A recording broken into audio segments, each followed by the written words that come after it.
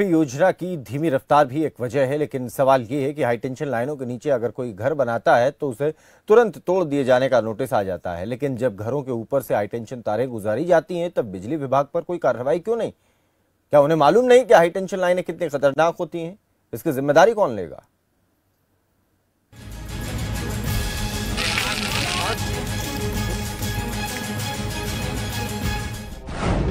High tension line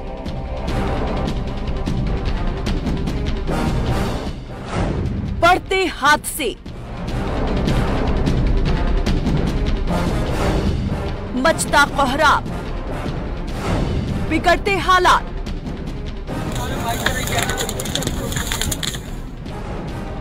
आखिर कौन है जिम्मेदार? जी हां, सवाल बड़ा है। आखिर हाई टेंशन तारों की वजह से होने वाले हादसों का जिम्मेदार कौन है?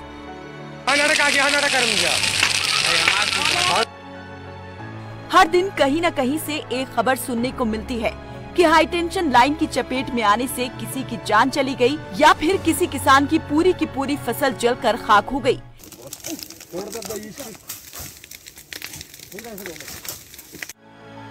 कई बार तो घरों के ऊपर से गुजरने वाले हाई टेंशन तारों की बदौलत बहुत से हादसे होते हैं। सबसे पहला सवाल तो यही कि आखिर ये हाई टेंशन लाइन होती क्या है और क्यों होते हैं इससे बड़े हादसे, और क्यों है ये इतनी खतरनाक? High tension line. High tension line अपने नाम के मुताबिक ही तब बड़ी चिंता का विषय बन जाती है जब उसके नीचे किसी घर की छत हो या खेत हो। दरअसल हाई टेंशन लाइन का करंट किसी को 20 फुट की दूरी से भी खींच सकता है। इसे हाई वोल्टेज लाइन भी कहा जाता है। 1000 वोल्टेज से ऊपर और 33,000 वोल्टेज के नीचे के वोल्टेज लेवल को हाई वोल्टेज के अंदर रखा जाता है, लेकिन कई जगहों पर ये लाइन 11,000 वोल्टेज की होती है, जो बेहद ही खतरनाक होती है। इसकी ऊंचाई को लेकर भी अक्सर कई सवाल खड़े होते हैं, इसलिए ऊंचाई के बारे में भी जानना बेहद जरूरी है। कितनी ऊंची होनी चाहिए high tension line? High tension line की ऊंचाई जमीन से कम 20 फुट की होनी चाहिए। इनका कोई भी भाग इससे कम ऊंचाई पर नहीं होना चाहिए। अगर आपको बिजली विभाग का सच जानना है तो कानपुर की तरफ चलिए और देखिए बिजली विभाग कितना सतर्क है। ये जानने के लिए हमारी कानपुर की टीम निकली। खबर फास्ट की टीम ने रास्ते में चौक चौराहों पर, सड़कों पर सिर्फ एक ही चीज नोट की, और वो थी हाई टेंशन लाइन, जो इतनी नीचे से गुजर रही थी कि जिससे कभी भी कोई भी बड़ा हादसा हो सकता था। हैरानी हुई, लेकिन टीम का उद्देश्य था सच जानना। देखना अलग बात होती है, लेकिन सच क्या है ये जानने के लिए लोगों से बात करनी जरूरी हो गई। ऐसे में हमारी टीम रुकी और रूबरू हुई लोगों से, वहाँ की जनता से।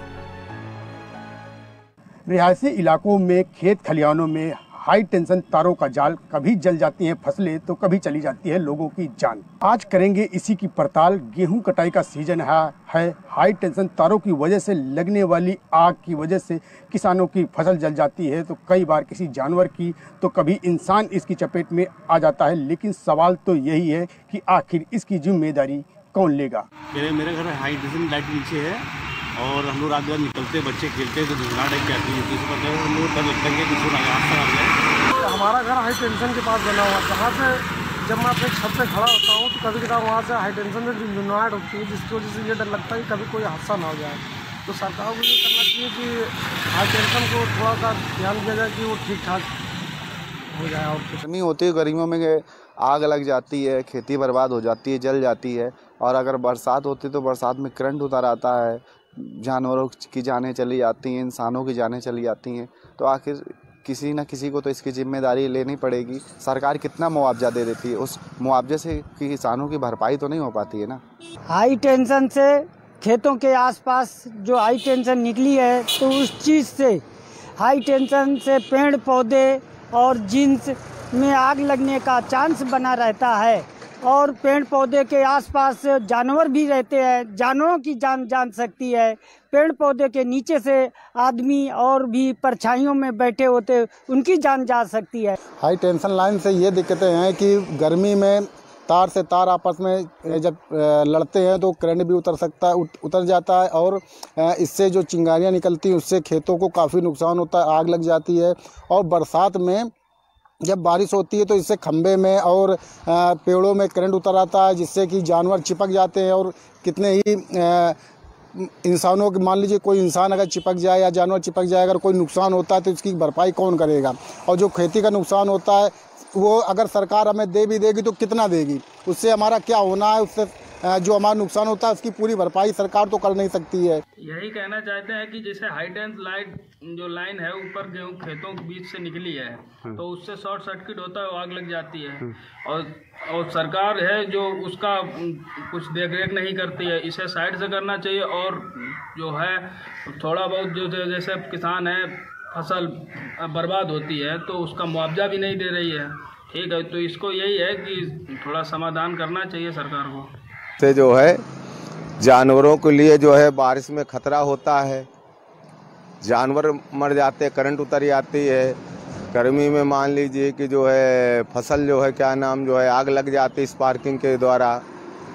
और क्या नाम जो है कि ये तुम्हारा जो है अब उससे मुआवजा से कोई भरपाई तो पूरी हो नहीं पाएगी, इसकी जिम्मेदारी किसी न किसी को तो लेनी पड़ेगी। आम जनता की समस्या को लेकर लगातार खबरपाट की टीम जनता के बीच में रहती है। आज जनहित की समस्या की पड़ताल करने के लिए खबरपाट की टीम निकली है और जानने की कोशिश करती है लोगों के कि हाई टेंशन की तारों की वजह से लगातार हादसे हो रहे हैं, उसका जिम्मेदार कौन है और सरकार आम जनता की राय क्या है। निश्चित रूप से जो हाई टेंशन लाइन का टूटने की वजह से किसानों का जो हानि होती है और इसकी पूरी जिम्मेदारी केस्को विभाग की है, क्योंकि बिजली विभाग द्वारा जो भी मुआवजा दिया जाता है वो एक तरीके से नाम मात्र का रहता है कि इस महंगाई के दौर पे उसका कोई भी असर किसानों के ऊपर इस तरीके का नहीं पड़ता रखे कि उनका जो है उसमें आगे जीवन यापन भी हो सके।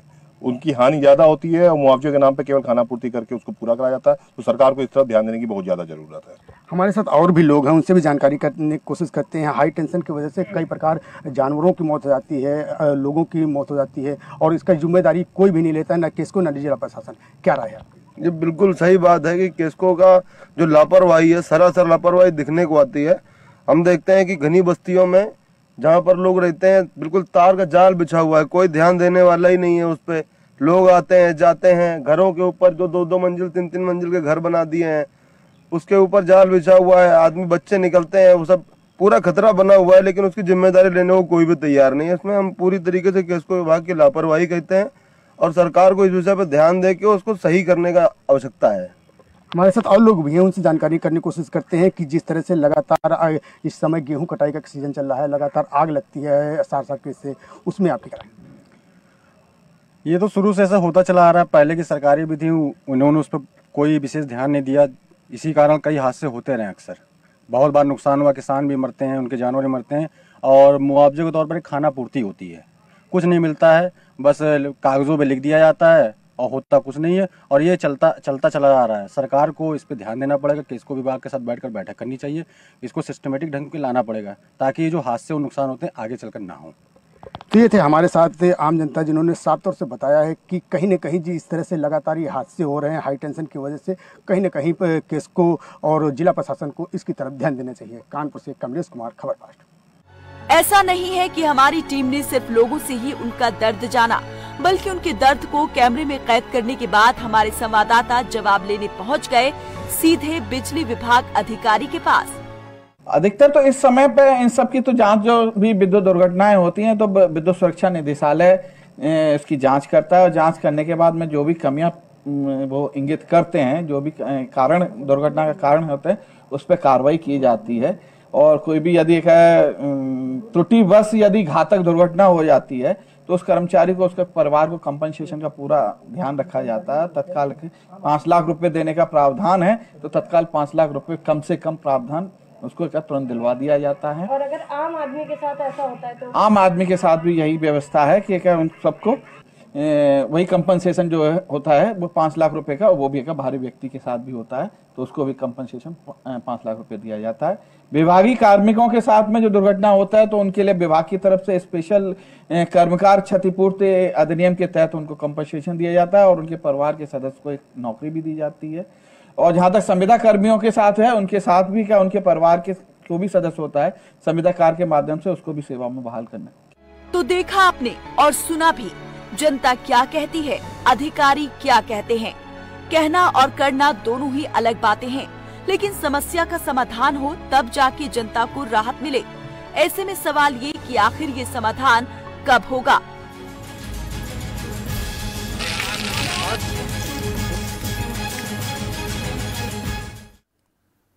चलिए